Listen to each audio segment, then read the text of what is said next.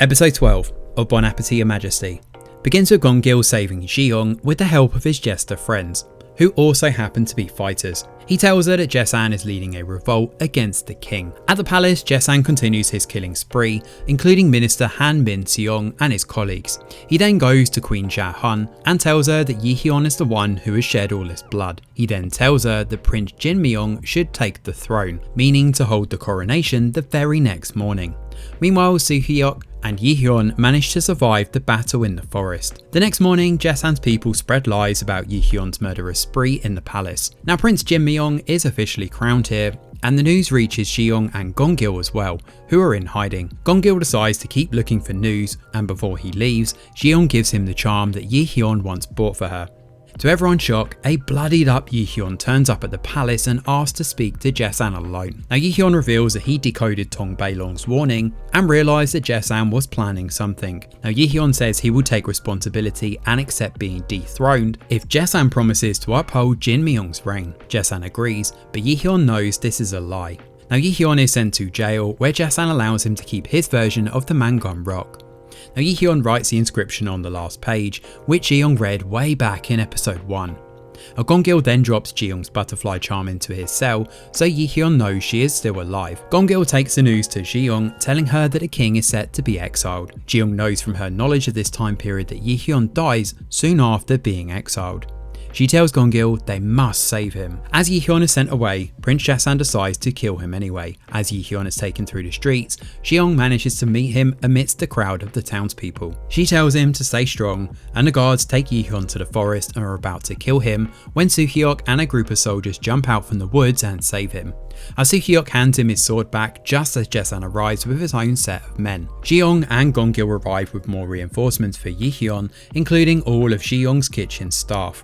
The battle begins and Yi-hyun's side gets even stronger with the arrival of Jang Chum-sang. Yi-hyun's side wins the battle, but Jae-san's soldier ends up knocking Ji-young out and kidnapping her. Jae-san tells Yi-hyun to come see him alone if he wants her alive. So Yi-hyun follows him and tells his people to go back to the palace.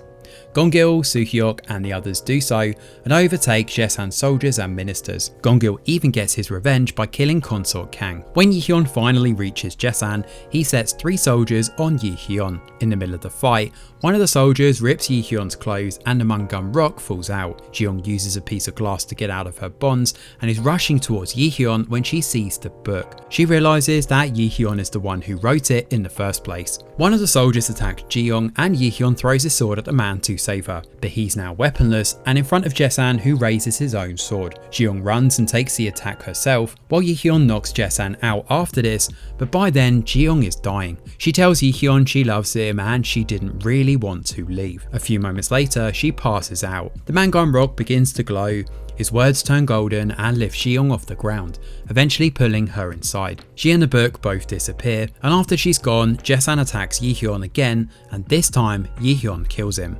Meanwhile, Ji-young wakes up in a hospital in modern day Seoul. She still has the injury on her back as well as the Mangun Rock, and she reunites with her father, who soon takes her home. She looks up Yi-hyun's fate on the internet and sees that history has actually changed.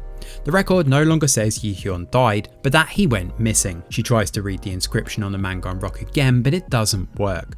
1 month later, one of Ji-young's acquaintances asks her to work at his restaurant for a month. When she joins, she's surprised to see that her team members are lookalikes of her team from the Joseon era. She and her team work on the new menu that combines fine dining with royal cuisine from the Joseon era, and it's a huge success. We then see a Songjae lookalike named Steve Im enter the restaurant. The restaurant manager thinks he might be a Michelin inspector, and like in the earlier episodes, Steve nitpicks her food without even trying it. Ji-young picks a fight with him, and in the midst of it, Ji-young hears a familiar voice. It's Yi-hyun. He remembers her and says he fulfilled his promise of finding a way back to her. At long last, they reunite and kiss. An epilogue then shows Yi-hyun cooking bibimbap for Ji-young, just like he promised.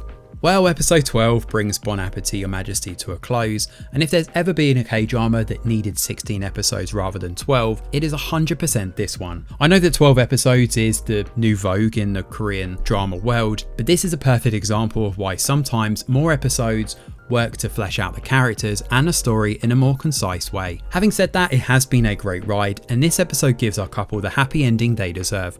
Seeing Yi-hyun in modern attire and living with Ji-young is definitely something.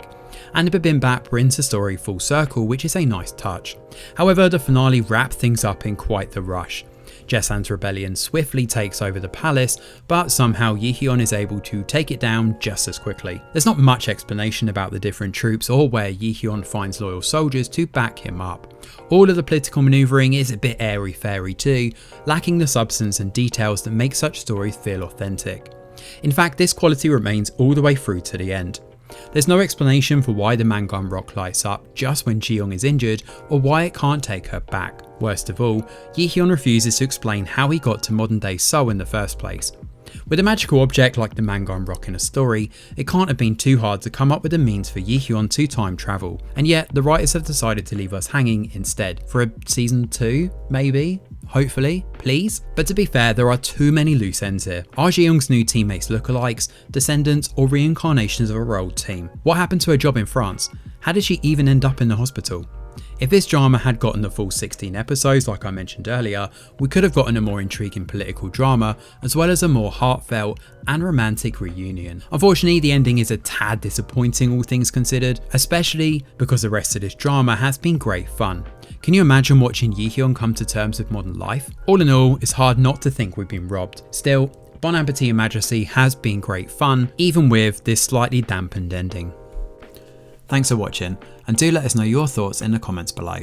Smash a like or subscribe to the channel, your support is very much appreciated. I'm Greg Wheeler, and from all of us over here at The Review Geek, we'll see you on the next video.